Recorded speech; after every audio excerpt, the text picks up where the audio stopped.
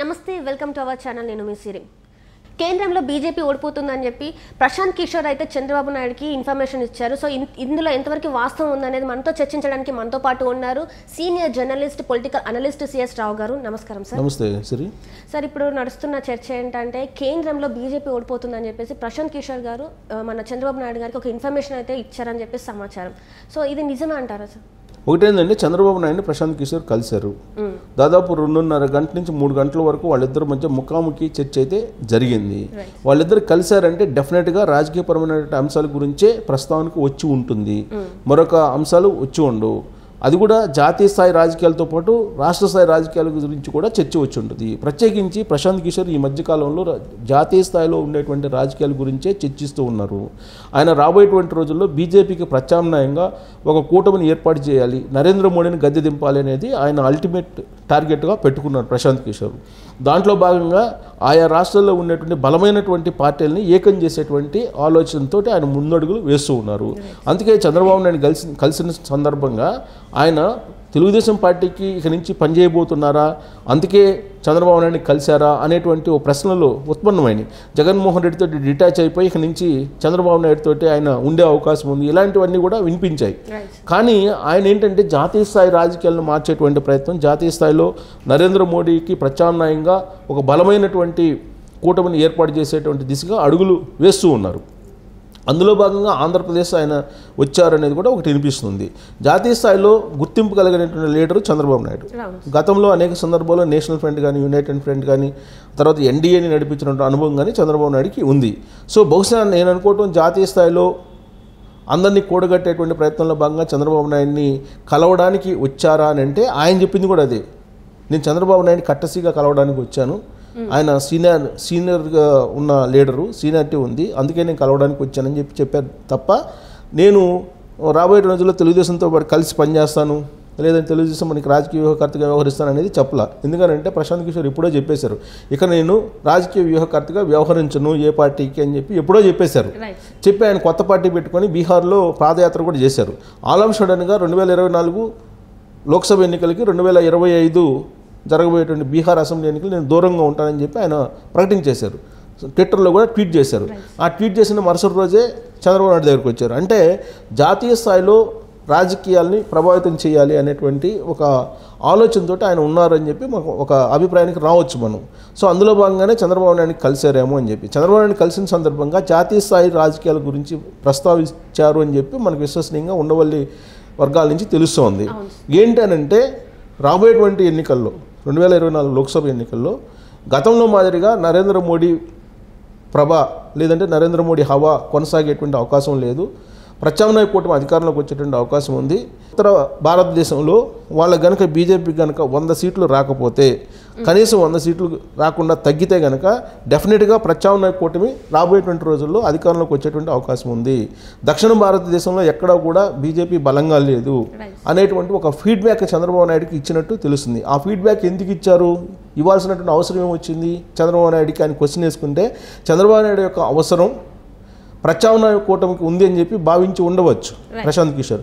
అందుకే దేశ స్థాయిలో ఇప్పుడు ఉండేటువంటి పరిస్థితులని ఎక్స్ప్లెయిన్ చేసి బీజేపీ నుంచి డిటాచ్ చేయాలి చంద్రబాబు నాయుడిని, అంటే పరోక్షంగా బీజేపీతో కలవాలి అనేటువంటి ఒక ప్రయత్నం జరుగుతుంది. ఎందుకంటే ఆల్రెడీ పవన్ కళ్యాణ్ తెలుగుదేశం పార్టీ, జనసేన రెండు కలిసే ఉన్నాయి, ప్రకటించారు పొత్తు కూడా. బీజేపీ కూడా పొత్తులోకి వస్తుందని చెప్పి ఆశిస్తున్నానని చెప్పి పవన్ కళ్యాణ్ అన్నారు. బహుశా రాబోయేటువంటి రోజుల్లో బీజేపీతో పొత్తు పెట్టుకుని ఎన్నికల ముందే ఎన్డీఏ కూటమిలో చేరతారేమో చంద్రబాబు నాయుడు అనేటువంటి ఒక ఆలోచనతోటే ప్రశాంత్ కిషోర్ చంద్రబాబు నాయుడు కలిసి ఉండడానికి అవకాశం ఉంది. ఎందుకంటే మూడోసారి కూడా నరేంద్ర మోడీ అధికారంలోకి వచ్చేటువంటి అవకాశం ఉంది, దేశంలో బీజేపీ అధికారంలోకి వచ్చేటువంటి అవకాశం ఉంది అనేది ఒక ప్రాపగండా కొన్ని సర్వేలు చెప్తూ ఉన్నాయి. సో దీంతో సహజంగా చంద్రబాబు నాయుడు లాంటి వాళ్ళు కూడా బీజేపీతో కలిసి వెళ్ళేటువంటి అవకాశం ఉంది. సో ఆ సర్వేలను నమ్మొద్దు మీరు.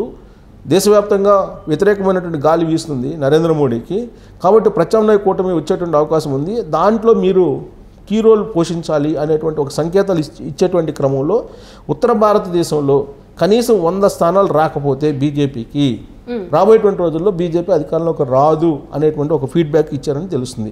దాంతోపాటు హిందీ బెల్ట్లో ఇప్పుడు బీజేపీ ఎక్కువగా బలంగా ఉంది, తూర్పు దక్షిణ రాష్ట్రాల్లో బలహీనంగా ఉంది, బలం పెరిగేటువంటి ఛాన్స్ లేదు బీజేపీకి.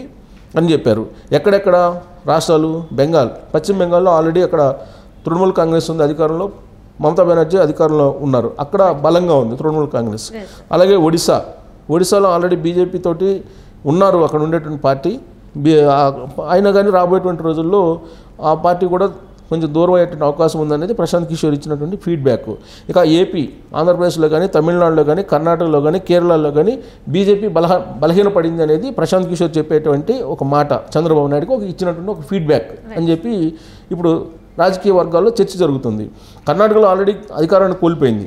సో తెలంగాణలో ఆల్రెడీ అది 8 స్థానాలకు పరిమితమైంది మొన్న అసెంబ్లీ ఎన్నికల్లో. ఈసారి కూడా అంత బలం ఉండేటువంటి అవకాశం లేదు. తమిళనాడులో అసలు లేదు. సో ఏపీలో అసలు లేదు బీజేపీ. సో బెంగాలు, పశ్చిమ బెంగాల్, ఒరిస్సా, ఏపీ, తమిళనాడు, కర్ణాటక, కేరళ ఈ రాష్ట్రాల్లో బీజేపీ చాలా బలహీనంగా ఉంది. సో కాంగ్రెస్ బీజేపీ ముఖాముఖి పోరులో కాంగ్రెస్ కనీసం 30% సీట్లు ఇక్కడ కనుక గెలుచుకుంటే, అంటే దేశవ్యాప్తంగా కనుక 30% సీట్లు కనుక గెలుచుకుంటే కనుక అప్పుడు అధికారంలోకి వచ్చేటువంటి అవకాశం ఉంది. ఒకటి. రెండేంటంటే రాజస్థాను, ఛత్తీస్గఢ్, మధ్యప్రదేశ్, ఇక్కడ మహారాష్ట్రలో ఈ 4 రాష్ట్రాల్లో కనుక కాంగ్రెస్ పార్టీ కొంచెం బలం పుంజుకున్నా కానీ కాంగ్రెస్ పార్టీ అధికారంలోకి వచ్చేటువంటి అవకాశం ఉంది. యూపీ, బీహార్, ఢిల్లీ రాష్ట్రాల్లో విపక్షాలు ఆధిక్యం పెంచుకునేటువంటి అవకాశం కూడా ఉంది. ఇప్పుడు ఆల్రెడీ యూపీలో బీజేపీ అధికారంలో ఉంది, యోగి ఆదిత్యనాథ్ సీఎం. కానీ లోక్సభ ఎన్నికలకు వచ్చేటప్పటికి ఈక్వేషన్ మారిపోయేటువంటి అవకాశం ఉంది. అక్కడ సమాజ్వాదీ పార్టీ ఆల్రెడీ ఇండియా కూటమిలో ఉంది. కాబట్టి ఈ పరిణామాలన్నింటినీ కూడా ఎక్స్ప్లెయిన్ చేశారు ఆయన. ఈ పరిణామాలన్నీ ఎక్స్ప్లెయిన్ చేసి రాబోయేటువంటి రోజుల్లో మోడీకి వ్యతిరేకమైనటువంటి గాలి వీస్తుంది, మీరు గమనించండి, మీరు తొందరపడి బీజేపీతోటి వెళ్ళొద్దు అనేటువంటి ఒక హింట్ ఇస్తూ ఈ రాష్ట్రాల్లో ఉండేటువంటి పరిస్థితిని చెప్తున్నారు. ఇప్పుడు ఇటీవల కాలంలో జరిగినట్టు 5 రాష్ట్రాల ఎన్నికల్లో బీజేపీ హవా కొనసాగింది. రాజస్థాన్ కానీ, మధ్యప్రదేశ్ కానీ, ఛత్తీస్గఢ్ కానీ, అలాగే మిజోరాంలో ఆల్రెడీ సంకీర్ణ ప్రభుత్వం వచ్చింది అనుకోండి. మిజోరాంలో ఈ 3 రాష్ట్రాలు ప్రధానంగా ఇంపార్టెంట్, మధ్యప్రదేశ్, రాజస్థాన్, ఛత్తీస్గఢ్. ఈ 3 రాష్ట్రాల్లో అసెంబ్లీలో వచ్చినప్పటికీ కూడా లోక్సభ ఎన్నికలు వచ్చేటప్పటికి కాంగ్రెస్ పార్టీ వైపు మళ్ళేటువంటి అవకాశం ఉంది. కొంచెం పెంచుకుంటే కనుక ఓట్ బ్యాంకు కంపేర్ చేస్తే కనుక కాంగ్రెస్ పార్టీకి గౌరవప్రదమైనటువంటి ఓట్ బ్యాంక్ వచ్చింది ఈ 3 రాష్ట్రాల్లో కూడా. లోక్సభలో ఇంకొంచెం పెంచుకుంటే కనుక ఎంపీ స్థానాలు ఎక్కువ వచ్చేటువంటి అవకాశం ఉంది అని చెప్పి వాళ్ళు దేశవ్యాప్తంగా 30% సీట్లను సంపాదించుకున్నా కానీ కాంగ్రెస్ పార్టీ మిగిలినటువంటి పక్షాలతో కలుపుకొని ఇండియా కూటమి అధికారంలోకి వచ్చేటువంటి అవకాశం ఉంది అనేది ఆయన ఇచ్చినటువంటి ఫీడ్బ్యాక్. సో దక్షిణ భారతదేశంలో కొంచెం ఇంకా బాగా పుంజుకుంటే కనుక ఇంకా లాభం జరిగేటువంటి అవకాశం ఉంది కాంగ్రెస్ పార్టీకి. ఎట్టి పరిస్థితుల్లో దక్షిణ భారతదేశంలో బీజేపీకి ఒక్క సీటు కూడా పెరిగేటువంటి అవకాశం లేదు గతం కంటే కూడా అనేది ఆయన ఇచ్చినటువంటి ఫీడ్బ్యాక్.